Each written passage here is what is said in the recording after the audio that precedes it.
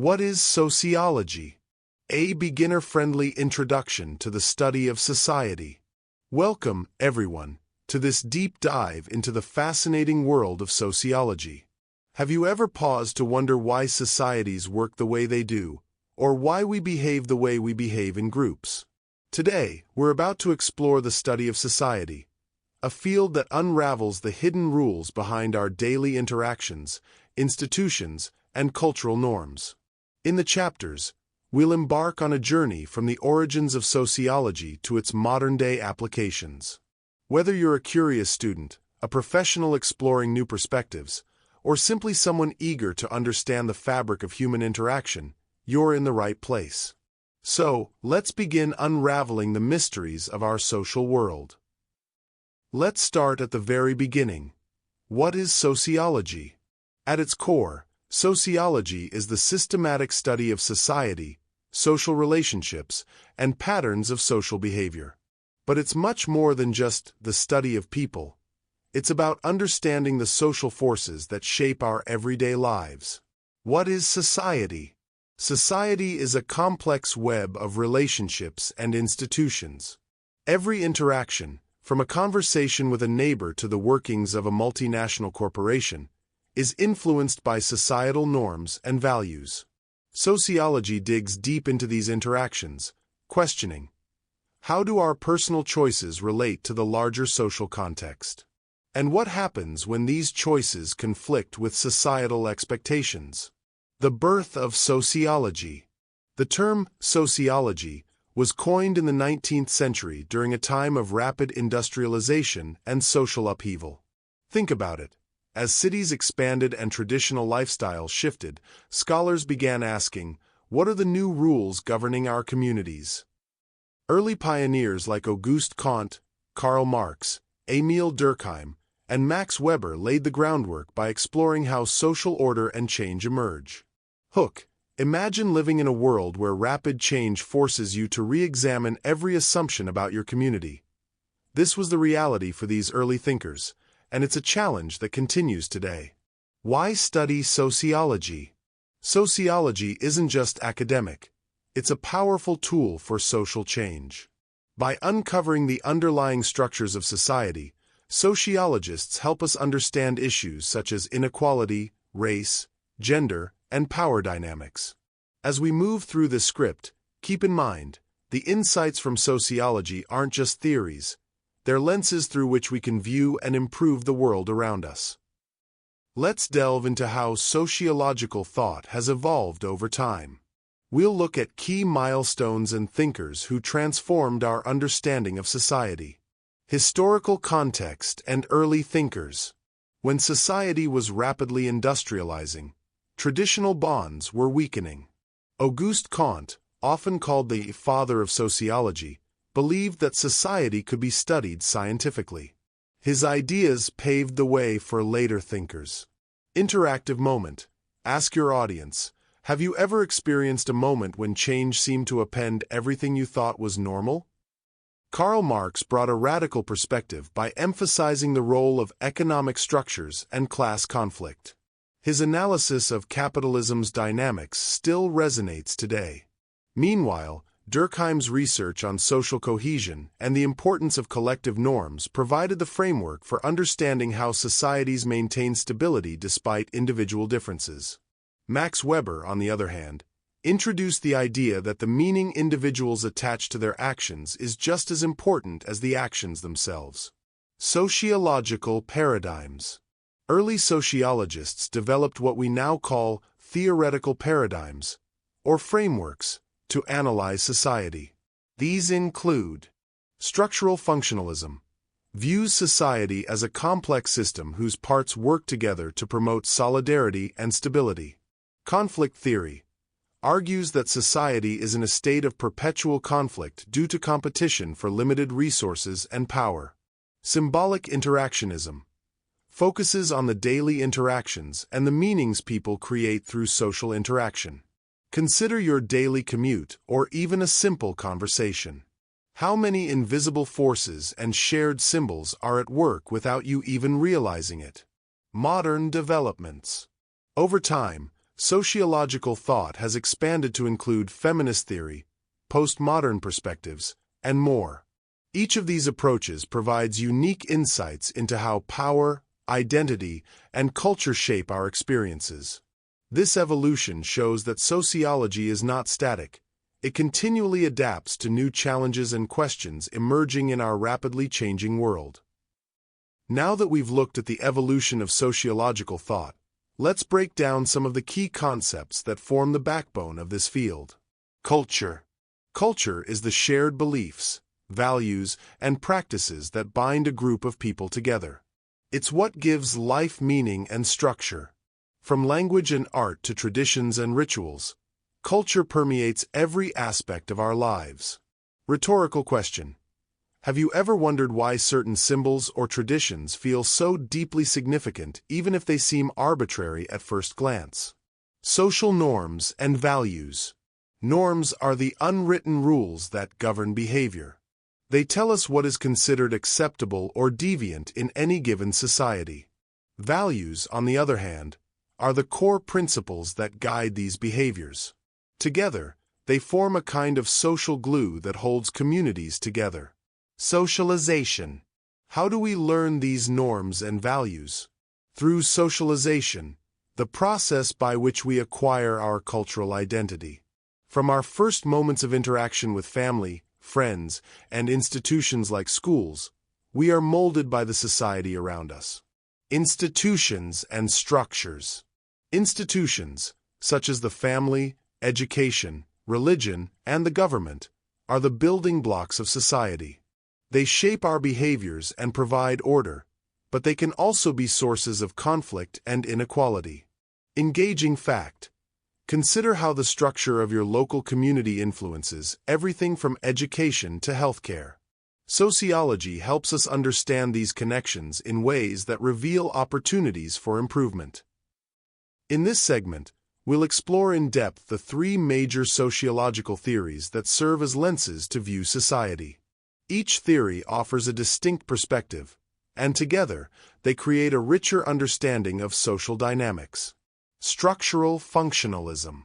Structural functionalism views society as a living organism where each part has a role. Just as organs work together to keep the body healthy, various social institutions work together to maintain social stability and order. Example: think of education. It not only imparts knowledge but also helps socialize young people, preparing them for future roles in society. Hook.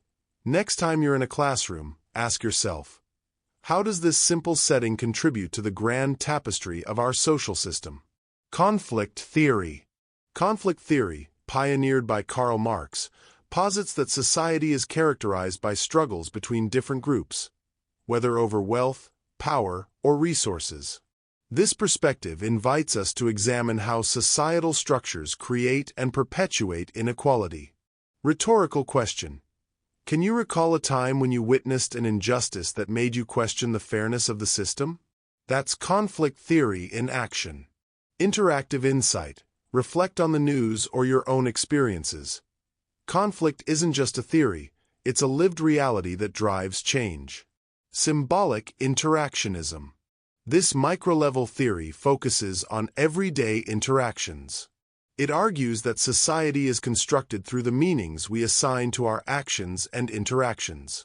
Example: consider how a handshake, a smile, or even the use of social media symbols can communicate complex messages. Engagement tip. Pause for a moment and observe a common interaction around you. What symbols are at play, and what meanings do they carry? Additional perspectives. Modern sociology also encompasses feminist theory, post-colonial perspectives, and more.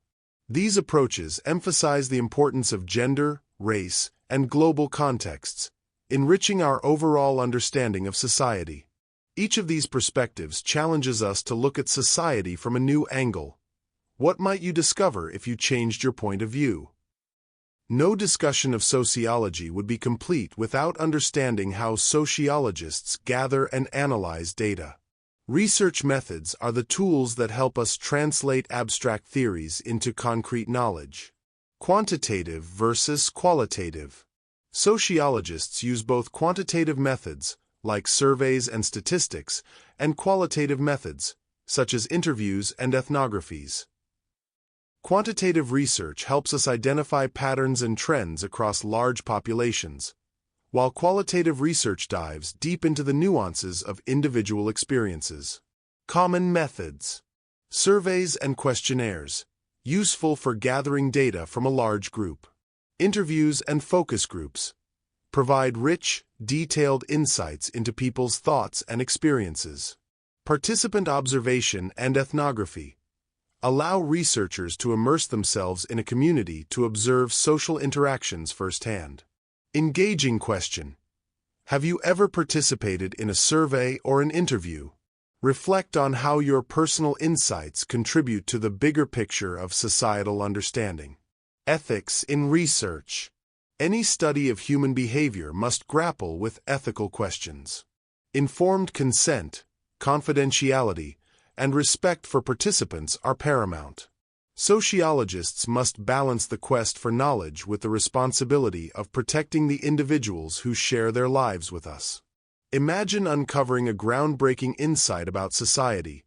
Knowing that ethical research practices were key to that discovery highlights just how important it is to respect each person's story.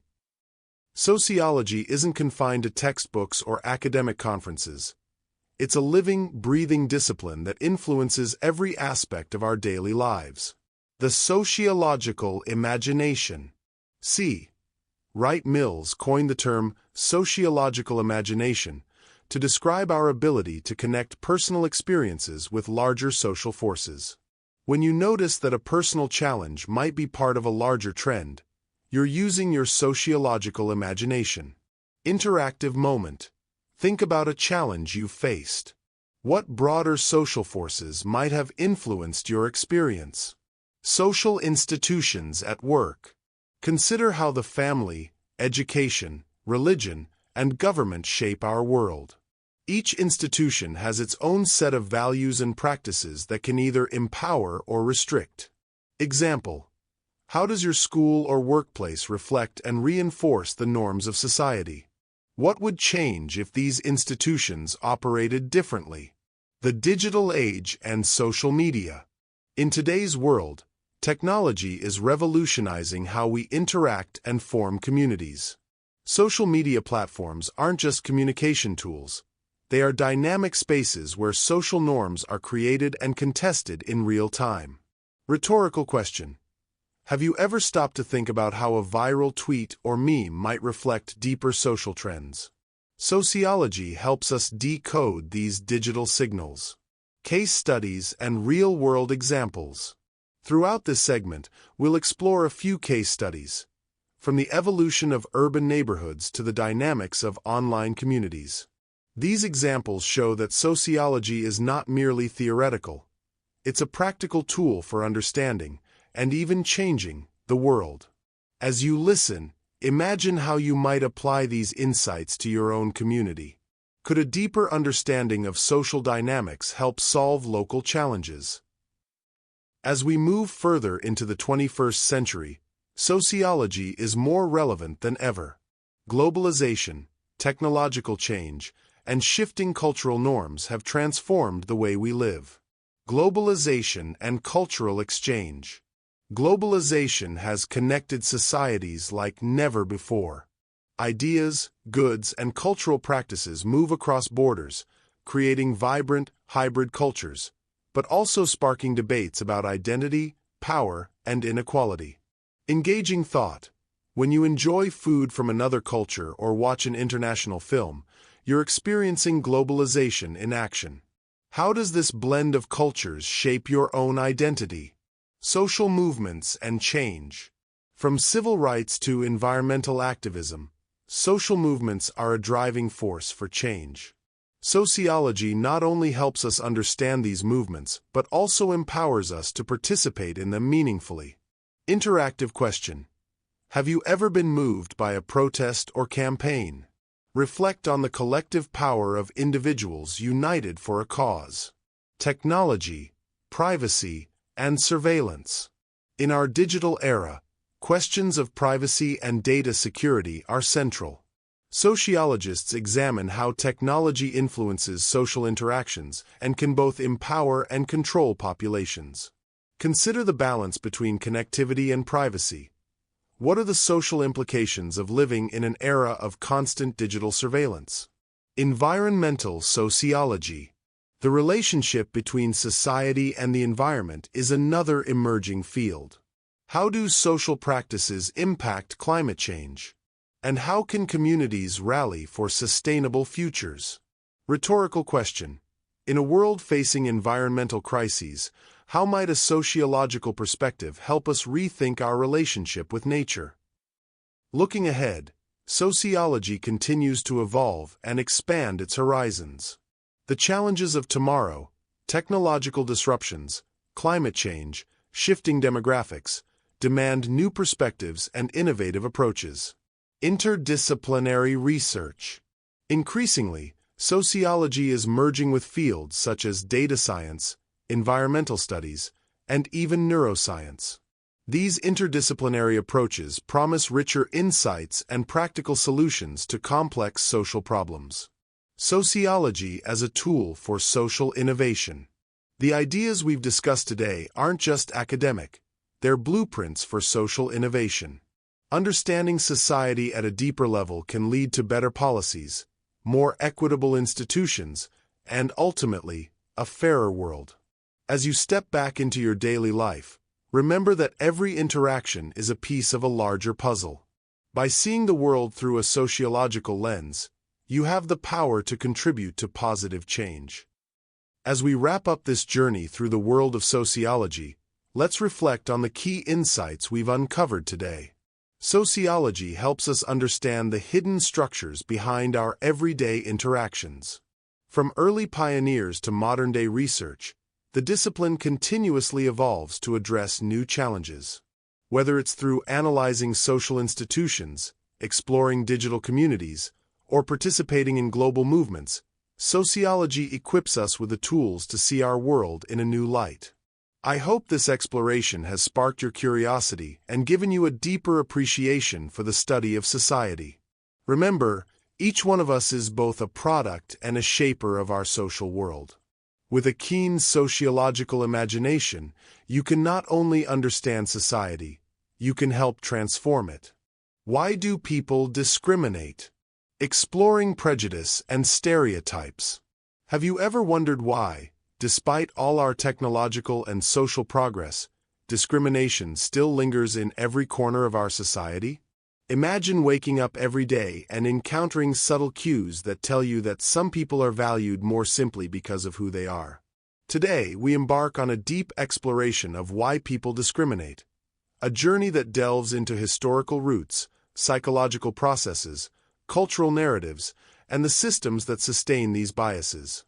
In this video, we'll explore the meaning of prejudice and stereotypes, examine the origins of discrimination, and discuss how our minds and our societies are wired to categorize and judge.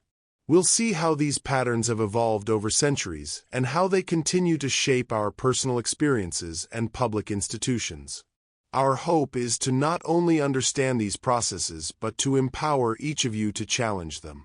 As we begin, ask yourself, what if the biases you think you've outgrown are actually etched deep into our collective history and into the very way our brains work? Let's travel back in time. Discrimination did not appear overnight. It is rooted in historical events, colonialism, slavery, and rigid social hierarchies that used stereotypes as tools to justify oppression. For example, during colonial times, European powers categorized entire peoples with simplistic labels, creating a us versus them narrative that justified exploitation and subjugation. These stereotypes were not only about race. They extended to gender, class, and even geography. Historical texts, literature, and art all bear evidence of how powerful groups dehumanized others. The language of the past, loaded with words that painted certain groups as primitive or inferior, has seeped into modern society. Think about how even today, outdated notions still echo in our laws and everyday interactions. Imagine if the prejudices of centuries past were not just relics of history, but active blueprints that still direct our modern behavior. What would that mean for our future? Now, let's dive into the human mind. At the heart of discrimination lie our cognitive shortcuts, heuristics that help us process a complex world. Social psychologists like Gordon Allport, whose classic work The Nature of Prejudice laid the foundation, argued that our brains naturally categorize people. While this categorization can help us make quick decisions, it also sets the stage for stereotypes, overgeneralized and often inaccurate beliefs about groups. Consider the work of Susan Fiske and her colleagues on the stereotype content model. They found that we tend to evaluate groups along two dimensions: warmth and competence. These dimensions often determine whether we feel admiration, pity, envy, or contempt toward others. Our implicit biases, those hidden associations we might not even be aware of, are shaped by early experiences, media portrayals, and cultural norms. Research into phenomena like the self-serving bias shows us that when things go right, we take credit, but when they go wrong, we blame external factors, all of which can reinforce a skewed self-image and further prejudice. What if our brains are essentially wired to see the world in categories? Could that mean that discrimination is as natural as it is learned? And if so, how can we rewire these mental pathways? Throughout this section, we'll explore experiments that reveal how even well-intentioned individuals can harbor unconscious biases. We'll discuss the role of cognitive dissonance, the halo effect, and confirmation bias, all powerful forces that shape our perceptions and actions toward others. Beyond the individual mind, discrimination is built into the very structures of our society. Systemic bias, often hidden behind policies, norms, and institutional practices, ensures that certain groups continue to be disadvantaged. Sociological theories like integrated threat theory and group threat theory explain how competition over resources and fears of losing power can drive prejudicial attitudes. For example, research shows that even when individuals consciously reject prejudice, the systems they operate in may still favor one group over another. Whether it's in hiring practices, education, or healthcare, these structural inequities persist. We'll examine case studies that reveal how subtle forms of discrimination, like the Bradley effect or the undervaluing of older workers, continue to influence outcomes in everyday life. Ask yourself, if the rules of our society are skewed, can individual goodwill really change the course of discrimination? Or must we dismantle and rebuild the system itself? This section will also explore how media, politics, and economic pressures reinforce stereotypes. We'll consider how political narratives and policies, sometimes designed to protect existing power structures, further entrench these biases, even in our democratic institutions. Ever noticed how a smart joke can make you question the normal way of thinking? Imagine if every chuckle you shared was a tiny step toward a fairer world. In this playful yet thought-provoking section, we'll discuss how laughter can break down defenses and pave the way for genuine empathy. Studies even suggest that humor can reduce intergroup tension by softening our emotional responses and opening our minds to different perspectives. So, get ready to enjoy a lighter look at bias, where comedy isn't just entertainment, it's a catalyst for change. Let's take a delightful detour, one where laughter meets insight. Humor isn't just about making us smile. It's a powerful tool for exposing absurdities in our own biases. In this section, we'll explore how comedians, satirical TV shows, and viral memes reveal the funny, yet often startling, side of prejudice and discrimination. Picture your favorite late-night show host skewering outdated stereotypes with razor-sharp wit or a clever meme that flips a biased notion on its head. Shows like The Daily Show and movies like Get Out have not only entertained us but also challenged the status quo by highlighting the ludicrous aspects of discrimination.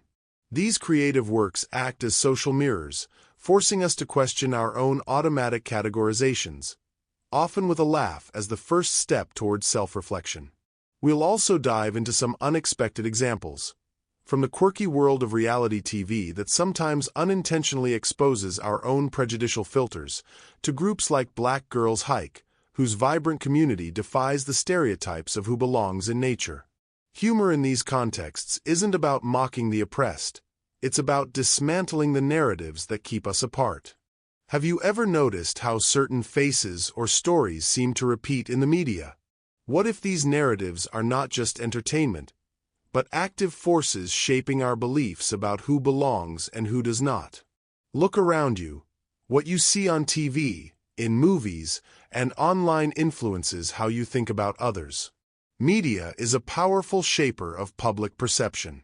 When reality TV shows perpetuate narrow standards of beauty, or when news outlets subtly frame stories in a way that highlights us versus them, these images reinforce stereotypes that have real-world consequences. We'll discuss examples such as the underrepresentation of diverse bodies in media and the portrayal of certain groups in stereotypical roles. Studies indicate that when you're constantly exposed to a single, narrow narrative, you begin to believe it. This section will show how language, imagery, and repeated cultural messages create a feedback loop that normalizes discrimination. Imagine a world where the differences between us are celebrated rather than feared, where empathy and understanding replace suspicion and hate. What role can you play in making that a reality? This section will provide actionable insights and encourage viewers to reflect on their own biases. By engaging with tools like mindfulness and intentional perspective-taking, we can begin to break down the walls built by years of prejudice. Despite the pervasive nature of prejudice, there is hope. The human brain is capable of change, a concept known as neuroplasticity. Just as biases are learned, they can be unlearned. In this section, we'll explore evidence-based strategies to counteract discrimination. From diversity training and empathy exercises to perspective-taking and stereotype replacement techniques, we'll discuss practical steps that individuals and organizations can take. We'll also examine inspiring stories of communities and leaders who have successfully challenged stereotypes and dismantled discriminatory practices. Whether it's grassroots initiatives that foster cross-cultural dialogue or organizational policies that promote inclusivity, the possibilities for change are vast. The fight against discrimination isn't a battle fought solely in laboratories or courtrooms. It's in our everyday choices, in every conversation, in every interaction. Are you ready to be the change that shatters the cycle of prejudice? As we draw our exploration to a close, let's recap the journey we've taken together. We've delved into the historical, psychological, and sociological roots of discrimination and seen how they continue to shape our world. We've examined how our minds naturally form stereotypes and how societal systems reinforce these patterns, even when individuals strive to overcome them. But here's the most important takeaway: change begins with awareness and action. Understanding the forces behind discrimination is only the first step. It is up to each one of us, through introspection, education, and direct engagement, to challenge these biases and create a more inclusive world. Let this be both a call to reflection and a call to action. Whether you're an educator, a leader, or a concerned citizen, you have the power to change the narrative. The journey may be long, but every step forward matters. The future is built by those who dare to question old narratives and imagine a world where everyone is seen, heard, and valued. Have you ever stopped to wonder how, in a world brimming with opportunity, a tiny fraction of people live in unfathomable luxury while millions struggle to put food on the table? Imagine a society where some individuals start every day with a safety net woven from generations of wealth, while others face an uphill battle from the moment they are born. Today, we are going to explore one of the most pressing and persistent questions of our time. Why does inequality exist, and how have we come to live in a world so divided between the rich and the poor? Picture for a moment a grand banquet table. On one end, guests indulge in sumptuous multi-course feasts, each dish more elaborate than the last, while at the other end, empty plates are arranged in neat rows, a silent testimony to a system that has not shared its bounty equally. Is this stark disparity simply a matter of personal choice, Or does it reflect deep historical forces, economic policies, and cultural narratives that have been at work for centuries? Stay with me as we peel back the layers of history and economics, and delve into the social and personal stories that bring the subject of inequality to life. To understand the roots of inequality, we must travel back through the corridors of history. Long before modern economies and digital revolutions, human societies were already organizing themselves in ways that would set the stage for today's economic divide. In the ancient world, civilizations such as Mesopotamia, Egypt, and Rome laid the very foundations of wealth creation. Imagine the bustling markets of Babylon, where rare commodities like spices, silks, and precious metals were traded much like modern stocks and bonds. In those early societies, wealth was defined by control over land, resources, and trade routes. The power to distribute food, water, and shelter was concentrated in the hands of a few, and these early hierarchies began a pattern that persists to this day. As we move into the medieval era, the feudal system emerged, a structure where land was power and your birth determined your destiny. Picture a small village where generations of peasants toiled under the rule of a noble family whose wealth was inherited and unchallenged. The rigid class structures of this time not only dictated daily life, but also cemented the idea that one's social status was both predetermined and almost unchangeable. Ask yourself, how could someone, born into poverty, ever hope to rise above their station when the very rules of society were designed to keep them in place? Then came the age of exploration and colonialism, when European powers set out to conquer vast territories across the globe. This era witnessed the extraction of wealth from entire continents, funneling immense riches into the coffers of a select few in Europe. Picture colonial trading posts bustling with activity, where local resources, minerals, crops, and labor were repurposed to serve distant palates and profit margins. This global redistribution of wealth created a legacy of inequality that still echoes in the economic disparities seen between nations today. The Industrial Revolution marked yet another turning point. The explosion of innovation brought about remarkable advances in production and technology, yet it also laid bare the growing chasm between the wealthy industrialists and the struggling working class. Factories roared to life, generating enormous fortunes for some, while the workers endured long hours in hazardous conditions. This period of rapid change showed that while progress can create new opportunities, it can also deepen old divides, an observation that continues to resonate in today's digital age. Let's shift our focus to the economic principles that have shaped, and continue to shape, the unequal distribution of wealth. Imagine a giant pizza intended to feed an entire community, but with some slices so large they dwarf the rest. In economic terms, this pizza represents the total wealth of society, and the uneven slices reveal the unequal distribution that we witness every day. At the core of economic theory is the interplay between supply and demand, a delicate balance that often, unintentionally, rewards those who already have an advantage. Consider the concept of capital accumulation. When money is invested wisely, it grows exponentially over time, much like a snowball rolling down a hill and gathering mass with every turn. This phenomenon, known as compound interest, is a powerful force in building wealth. It means that someone with a modest fortune can see it multiply over decades, while those without such a head start find it nearly impossible to catch up. Economic thinkers like Adam Smith once championed the idea of the invisible hand, suggesting that markets naturally allocate resources efficiently. Yet, modern economists have shown that left unchecked, market forces can lead to concentrations of wealth that mirror the unequal systems of the past. The theories of Thomas Piketty and others remind us that when wealth begets more wealth, the gap between the haves and have-nots only widens, a trend evident in charts and data that span decades of economic history. As globalization and technology have reshaped our world, the digital revolution has brought both promise and peril. Picture a race where some athletes are suddenly equipped with high-tech running shoes, while others remain barefoot. Automation and outsourcing have created new winners and losers in the labor market, raising the question: How can we ensure that the benefits of progress are shared more evenly across society? Inequality is not merely a question of numbers and charts. It is woven into the very fabric of our social identities and political systems. Ask yourself, how do the policies and cultural narratives of a nation reinforce or challenge the status quo? Governments around the world have tried different strategies to manage inequality. Some have embraced progressive taxation, robust welfare programs, and public investments in education and healthcare, all aimed at leveling the playing field. Others have favored minimal state intervention, relying on market forces to drive growth.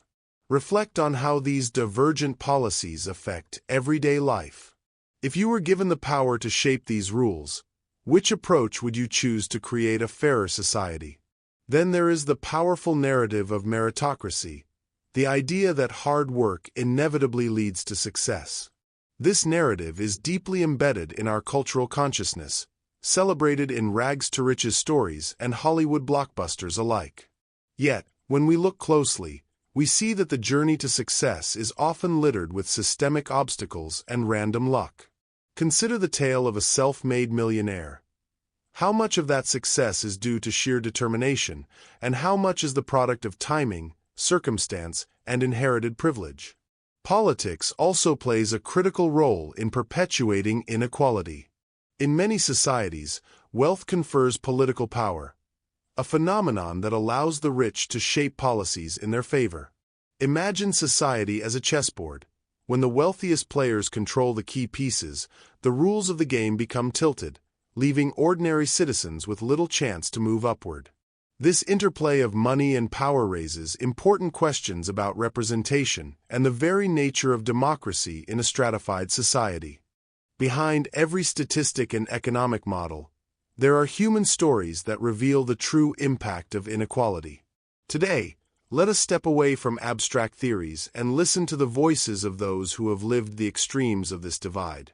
Imagine a young entrepreneur in a small town who, despite overwhelming odds, manages to launch a business that brings hope and innovation to her community. Her story is one of grit, determination, and a belief in a better future, a spark that ignites change even in the face of systemic adversity. Now, contrast that with the reality of entire communities where generations of families have been trapped in cycles of poverty, with limited access to education, healthcare, and opportunities. The weight of expectation is a constant companion for those who struggle day after day, and the emotional toll of feeling trapped by circumstances beyond one's control is immeasurable. Think of the pressure that comes with trying to make it in a society that seems designed to favor a select few. Every decision, every small step forward is fraught with uncertainty. A single misstep can mean a return to a life of hardship. Yet, amid these challenges, there is resilience. Stories of triumph against the odds remind us that while the system may be rigged, human ingenuity and perseverance can sometimes find a way to create pockets of hope and opportunity. The narratives of success and failure are intertwined. While some breakthrough stories capture our imagination, they often hide the sacrifices and personal costs that accompany them. Imagine winning a game where every move is scrutinized, and where the deck is stacked against you from the very start. The visible victories mask the struggles, setbacks, and often unseen heartbreaks of the journey toward success. Looking forward, we must ask ourselves, can the future hold a promise of a more balanced society? The answer lies in reimagining the economic and social systems that govern our lives. What if we could redistribute that giant pizza of wealth so that every individual received a fair share? One of the most intriguing ideas to emerge in recent years is the concept of universal basic income, a model where every citizen receives a regular stipend, providing a safety net that could cushion the shocks of economic downturns and technological disruptions. Imagine the relief of knowing that no matter how turbulent the market, you have a guaranteed income to rely on. While this idea comes with its own set of challenges and debates, it represents a bold rethinking of how we value human life over profit margins. Education, too, is a great equalizer. In a world where knowledge is the ultimate toolkit, Ensuring access to quality education can unlock doors that have long been closed by systemic inequities. Think of education as a master key, a way to open the treasure chest of opportunity that remains hidden behind walls built by historical neglect. By investing in education, societies can empower individuals to break free from cycles of poverty and contribute to the collective advancement of their communities. Technological advancements are reshaping our economy at an unprecedented pace. Automation, artificial intelligence, and digital connectivity hold the promise of creating new jobs and industries, yet they also risk deepening the digital divide. Picture a race where some runners are equipped with high-tech gear and state-of-the-art training, while others are left without even basic equipment. This scenario forces us to confront the question: how can we harness technology to bridge the gap rather than widen it? The answer may lie in innovative policies, retraining programs, and a commitment to ensuring that progress benefits everyone. On the global stage, international cooperation has the potential to address inequality in ways that transcend national borders. Trade agreements, global governance, and shared policies can foster an environment where wealth is not hoarded by a few nations but shared across the world. Imagine a world where countries collaborate like partners in a relay race, each passing the baton of progress in a spirit of mutual benefit rather than fierce competition. Inequality is not just a matter of dollars and cents. It touches our hearts, our identities, and our very sense of self. Why do we, as a society, celebrate wealth and often cast a shadow over poverty? The answer lies in deep cultural narratives and the psychology of human ambition. The myth of meritocracy, that hard work inevitably leads to success, is a story we've all been told since childhood.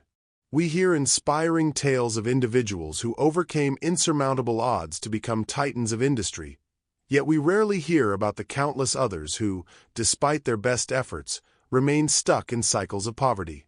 Imagine running a race where some athletes start 10 meters ahead of everyone else. No matter how fast you run, that head start can make all the difference.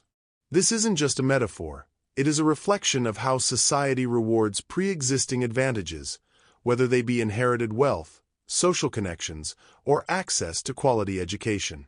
Moreover, the way we perceive success and failure is deeply influenced by cultural expectations. In literature, film, and everyday conversation, wealth is often portrayed as the ultimate marker of achievement, while poverty is stigmatized as a personal failing.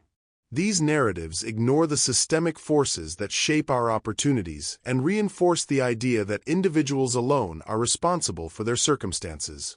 By challenging these cultural myths, we open up space to understand that success is not solely an individual triumph, but often the result of collective circumstances and historical legacies. Yet, there is also a paradox at the heart of wealth. Extreme riches can lead to isolation and a sense of disconnection, while persistent poverty, despite its hardships, can foster a powerful sense of community, resilience, and creativity. This duality forces us to ask: what is the true cost of success, and what are we willing to sacrifice to achieve it? The answer, as we shall see, is rarely simple, but it is a question that lies at the core of our human experience. In today's interconnected world, the divide between the rich and the poor is not confined by national borders. Globalization has created a tapestry of interdependent economies where a single event in one part of the world can send ripples across continents. Picture a global relay race where each nation plays a crucial role in passing the baton of progress. When one country stumbles, the impact is felt far and wide. Global trade, for instance, has been both a source of immense wealth and a contributor to inequality. Multinational corporations often set the rules of the game, sourcing raw materials from developing countries while reaping the majority of the profits at home. This creates a situation where wealth flows out of communities that need it most. At the same time, migration and remittances have shown how the movement of people can inject life into struggling economies. The money sent home by migrant workers has transformed entire regions, serving as a testament to both the potential for human ingenuity and the persistent disparities that drive people to seek better opportunities abroad. International organizations and global policy frameworks also play a role in shaping the world's economic landscape. The efforts of groups like the United Nations, the World Bank, and various regional alliances highlight the potential for cooperative solutions to bridge the gap between nations. But these efforts often come up against the harsh realities of national interests and political power, reminding us that the struggle for a more equitable global order is as complex as it is urgent. As we draw this exploration to a close, I invite you to reflect on the journey we have taken together. We began by asking a simple yet profound question: why does inequality exist? Along the way, we traced the origins of wealth and poverty from ancient civilizations to modern-day economies, examined the economic principles that shape our lives, and listened to the voices of those caught in the currents of fortune and misfortune. Think back to our opening banquet table, the one where some enjoyed a feast while others sat with empty plates. That image is more than a statistic. It is a call to examine our own roles in a system that has long been unbalanced. The personal stories, the economic models, the cultural narratives, and the global interplay of forces all converge to reveal one truth: inequality is not inevitable, but it is a challenge that demands our attention and our action. So, what can we do? Each of us has a part to play, whether it's through voting for policies that promote fairness, supporting grassroots movements, or simply educating ourselves and others about the complexities of wealth distribution. As we stand at the crossroads of history, we have the opportunity to reshape the rules of the game. Every conversation, every vote, and every act of compassion contributes to a future where the banquet table is set for all. Before we end, let me leave you with one final thought. The divide between the rich and the poor is not merely a matter of numbers or economic models. It is a living, breathing story that we are all part of. The choices we make today will echo into tomorrow, and each one of us has the power to tip the balance towards a fairer, more inclusive world. Remember, every idea discussed here is part of a larger conversation about justice, opportunity, and the human spirit. Stay curious, stay compassionate, and let us continue this dialogue in our communities and across the globe. Together, we can work towards a future where every individual has the chance to thrive, and where the promise of equality is not just an ideal, but a living reality. Imagine a cold night when the streetlights flicker and a figure lurks in the shadows. In that brief moment, you might ask, what drives someone to risk everything for a criminal act? Is it pure evil, a result of desperate circumstances, or perhaps a combination of many unseen forces? Welcome to our deep dive into the complex world of criminal behavior, a journey that spans centuries of thought, science, and real-life drama. Today, we're not just going to list theories. We'll explore the intricate tapestry of human nature. We'll weave together stories from history, psychology, biology, and sociology to understand why people commit crimes. Prepare for surprising insights, provocative questions, and fun examples that challenge what you thought you knew about crime. As we embark on this exploration, consider: could a person's background, brain chemistry, or even a moment's choice tip the scales toward a life of crime? Let's find out. The origins of criminal behavior.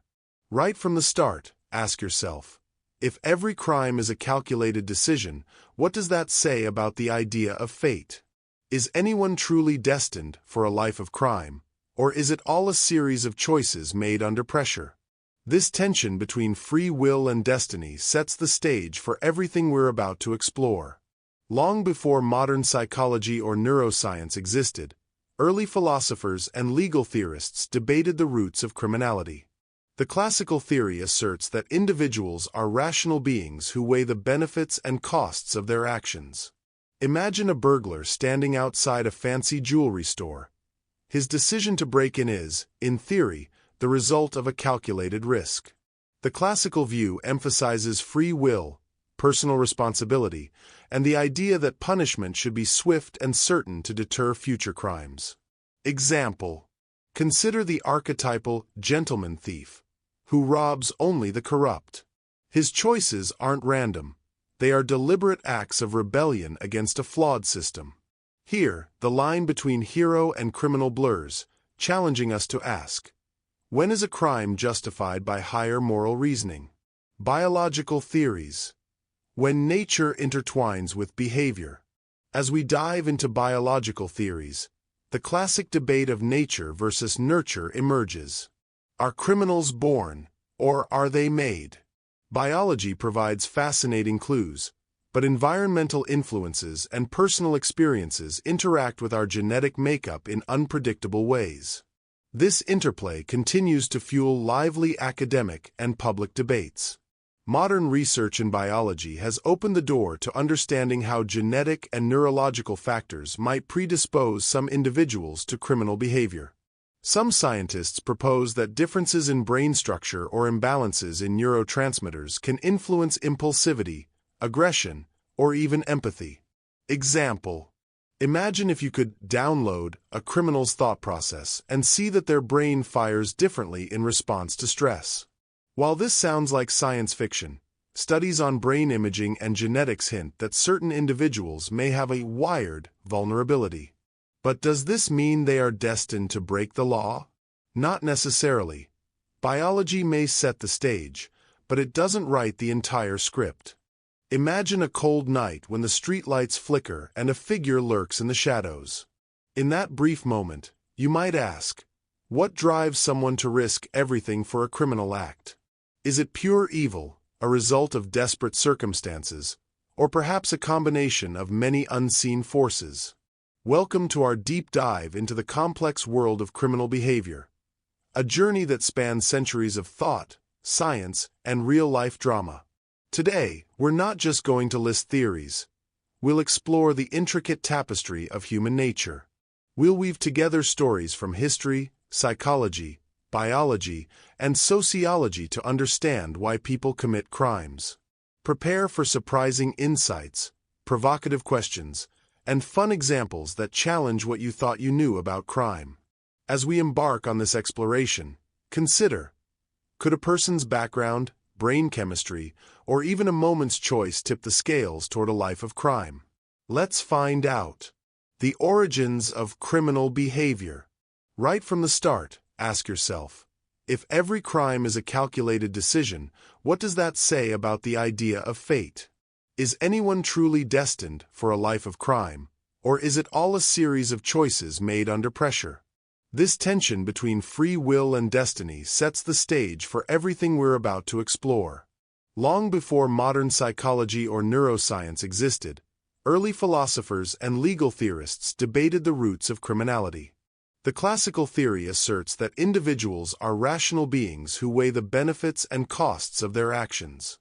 Imagine a burglar standing outside a fancy jewelry store. His decision to break in is, in theory, the result of a calculated risk. The classical view emphasizes free will, personal responsibility, and the idea that punishment should be swift and certain to deter future crimes. Example: consider the archetypal gentleman thief, who robs only the corrupt. His choices aren't random. They are deliberate acts of rebellion against a flawed system. Here, the line between hero and criminal blurs, challenging us to ask, when is a crime justified by higher moral reasoning? Biological theories.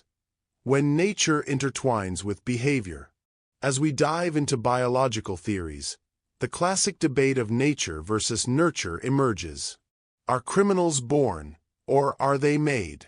Biology provides fascinating clues, but environmental influences and personal experiences interact with our genetic makeup in unpredictable ways. This interplay continues to fuel lively academic and public debates. Modern research in biology has opened the door to understanding how genetic and neurological factors might predispose some individuals to criminal behavior. Some scientists propose that differences in brain structure or imbalances in neurotransmitters can influence impulsivity, aggression, or even empathy. Example: imagine if you could download a criminal's thought process and see that their brain fires differently in response to stress. While this sounds like science fiction, studies on brain imaging and genetics hint that certain individuals may have a wired vulnerability. But does this mean they are destined to break the law?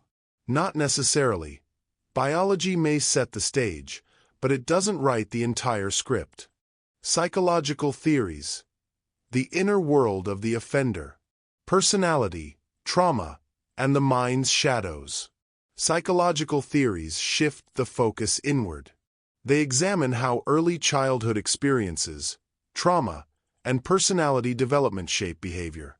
Freudian theories, for instance, suggest that unresolved conflicts from childhood might manifest later as criminal behavior. Meanwhile, contemporary psychology investigates conditions like antisocial personality disorder and psychopathy, conditions that sometimes correlate with criminal actions. Example: think of iconic literary figures like Raskolnikov from Crime and Punishment. His inner torment, conflicting ideologies, and deep-seated guilt illustrate how a troubled psyche can lead to drastic actions. Modern psychology finds echoes of this in real-life cases where early neglect or abuse creates vulnerabilities later exploited by societal pressures. Behavioral conditioning and social learning.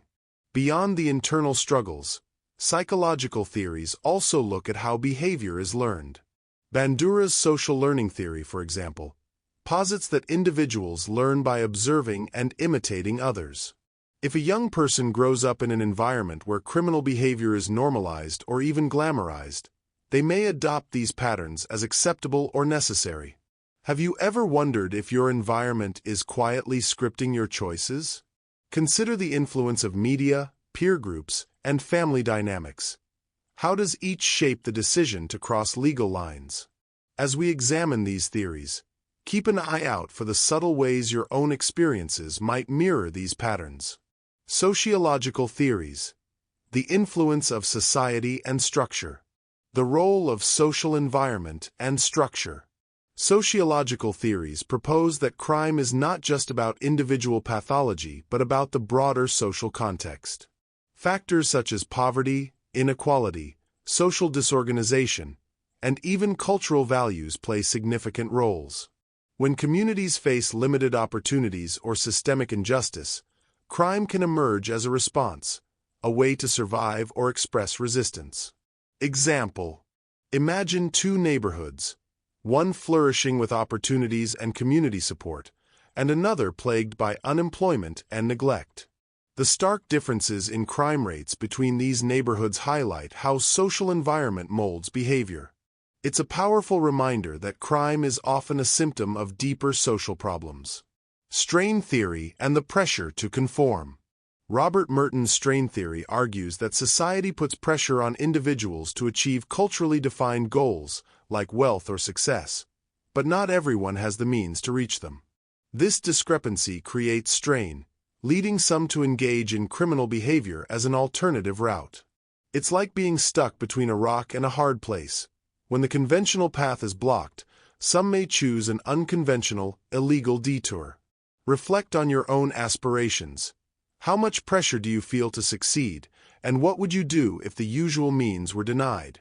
This is the crucible in which many decisions, both ethical and unethical, are forged. Economic and rational choice perspectives. Crime as a cost-benefit analysis. In the realm of economic theory, crime is seen as a rational decision.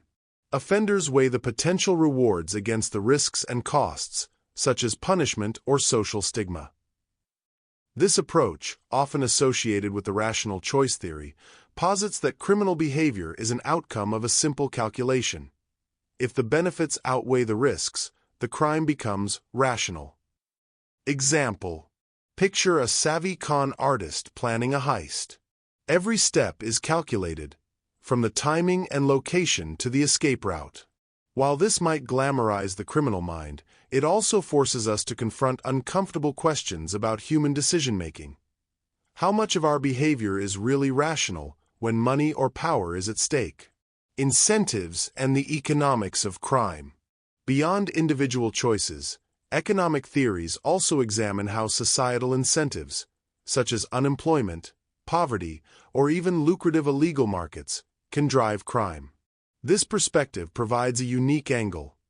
Crime is not always the result of a moral failing, but sometimes a response to economic circumstances.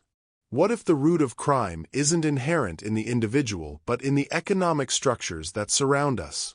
As we delve deeper, consider the balance between personal responsibility and systemic failure, environmental and situational influences, opportunity, context, and the broken windows theory.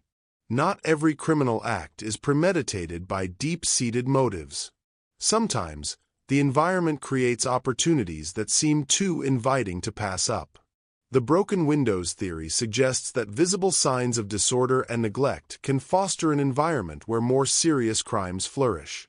When communities appear uncared for, the implicit message may be that rules are flexible. Example: consider a retail store where a window is left smashed. Over time, this small act of vandalism can lead to a cascade of further neglect, making the area ripe for larger crimes.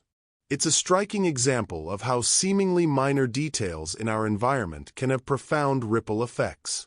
The role of chance encounters and situational triggers. Situational theories emphasize that crimes can result from a convergence of circumstances. Chance encounters, unexpected opportunities, or sudden emotional triggers. Unlike theories that focus on long-term predispositions, these models suggest that crime can be a spur-of-the-moment decision influenced by the immediate context. How many times have you made a snap decision, good or bad, based solely on the situation at hand? This segment challenges us to consider the fine line between impulse and intent, integrative perspectives and contemporary debates, blending theories, a multifaceted approach. In today's complex world, no single theory can fully explain why people commit crimes. Increasingly, experts advocate for an integrative approach that considers biological, psychological, and sociological factors simultaneously. This holistic view recognizes that human behavior is rarely black or white, but often an intricate mosaic of influences. Example: imagine piecing together a giant puzzle where every piece, genetics, early childhood experiences, economic pressures, and situational triggers, must fit to reveal the full picture of criminal behavior. Each theory provides a glimpse of the truth, and only together can we begin to understand the full narrative. Contemporary debates: nature, choice, and social justice. The integration of theories sparks vigorous debates in academic and policy circles. How do we balance the understanding that some individuals may have biological predispositions with the need for personal accountability? What role do societal injustices play in pushing individuals toward criminality? These questions are at the heart of modern criminal justice reform discussions, challenging us to rethink punishment, rehabilitation, and prevention. As we stand at the crossroads of science and ethics, consider: can a society truly be just if it punishes individuals without addressing the underlying causes of their behavior? Critiques and limitations of each theory. Questioning the classical model. While the classical model champions rational choice, critics argue that not every decision is made in a vacuum of logical calculation. Emotions, mental health issues, and spontaneous moments of desperation can override even the best-laid plans. This segment delves into the criticisms of the free will argument and asks: are we oversimplifying complex human decisions? Re-examining biological determinism. Biological theories have revolutionized our understanding of human behavior, yet they also raise ethical dilemmas. How do we balance scientific insights with the risk of stigmatizing individuals as born criminals? Moreover, while brain imaging and genetic studies offer compelling data, they do not capture the entire human experience. We explore the limitations of reducing criminality to mere biology. The social construction of crime. Sociological theories remind us that crime is often a label, a product of societal reaction. Labeling theory suggests that being branded a criminal can reinforce deviant behavior. This section examines how social perceptions and the criminal justice system itself can inadvertently perpetuate crime, leading us to ask: is the system designed to rehabilitate, or does it trap people in a cycle of criminality? Example: Consider a young person who, after a minor infraction, finds themselves marginalized by a system that offers little chance for redemption. Their identity, once tainted by a label, can spiral into further deviant behavior. A tragic example of how society's response can be as damaging as the original act. Prevention, policy, and the future of crime reduction. Rethinking criminal justice and rehabilitation. Armed with insights from multiple theories, policymakers and communities are rethinking how to prevent crime and rehabilitate offenders. Modern approaches emphasize early intervention, education, community support, and mental health services. In many ways, preventing crime is about healing the social fabric before it tears apart. Fun example. Think of community programs that transform abandoned urban spaces into vibrant community gardens. Not only do they beautify the neighborhood, but they also offer hope and opportunity. Small seeds of change that can ultimately reduce the allure of criminal activity. Technology, data, and predictive prevention. The future of crime prevention may lie in cutting-edge technology. From data analytics that identify crime hotspots to community-based apps that encourage neighborhood watch, technology is increasingly playing a role in making our communities safer. However, these innovations also raise questions about privacy and the ethics of surveillance. Rhetorical hook. Could technology one day predict and prevent crime before it happens? As we venture into this exciting frontier, we must balance innovation with civil liberties, ensuring that safety does not come at the cost of our freedom. Segment X. Conclusion and reflective takeaways. Summarizing the complex tapestry. As we conclude our extensive exploration, it's clear that no single theory can encapsulate the myriad reasons why people commit crimes. Instead, criminal behavior emerges from a dynamic interplay between individual traits and broader societal forces. Whether driven by rational choice, biological predispositions, psychological trauma, or social inequality, each act of crime tells a story. A story that challenges us to look beyond the surface and seek deeper understanding. Leaving the audience with provocative questions. Before you step away, reflect on these questions. What factors in your community might inadvertently push someone toward criminal behavior? How can we, as a society, balance accountability with compassion? In a world of rapid change, how do we ensure that our legal and social systems adapt to address the root causes of crime? These are not questions with easy answers, but they are essential for anyone committed to building a safer, fairer society. Final thoughts. A call for empathy and informed action. Ultimately, our exploration today is a call for empathy, deeper inquiry, and proactive change. Understanding the why behind criminal behavior isn't about excusing wrongdoing. It's about learning how to create environments where the risk of crime is minimized and every individual has a chance to thrive. With knowledge as our guide, we can work toward solutions that not only punish but also prevent, rehabilitate, and heal. Thank you for joining this journey. I poured countless hours into making this video, and if you enjoyed it, please hit that subscribe button and smash the like button. Your support means the world and keeps me going for more epic content. Catch you in the next one. Stay cool.